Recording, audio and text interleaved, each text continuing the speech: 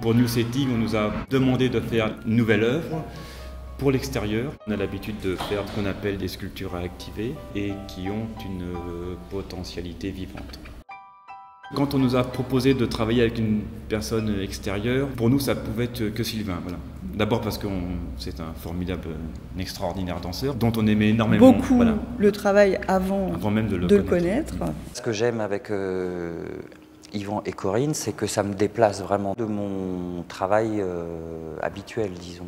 Il ne s'agit pas réellement de créer une danse en fait, mais c'est plutôt d'habiter un costume et en même temps de trouver la relation entre cette sculpture mouvante et puis la sculpture du rocher. Moi je travaille autour du corps, du costume, et Yvan travaille ce qu'on appelle entre nous le territoire.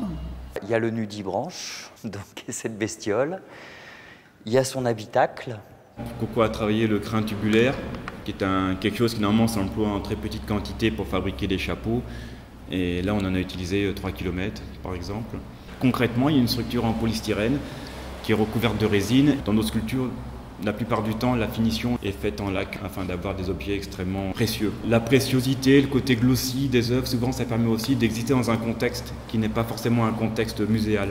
Quand on réalise les choses nous-mêmes, il y a beaucoup de décisions qui se prennent, beaucoup de modifications. En fait, on réfléchit beaucoup en travaillant. En même temps que les mains travaillent. Il y a un travail comme ça de dissociation des différentes parties du corps pour qu'on ne connaisse pas qu'il y a un corps humain à l'intérieur, en fait. Le public déambule en fait autour de la sculpture comme il le ferait devant une sculpture inerte. Les spectateurs sont censés rester le temps qu'ils le souhaitent. C'est surtout pas une vue frontale et c'est surtout pas dans la temporalité d'un spectacle de théâtre.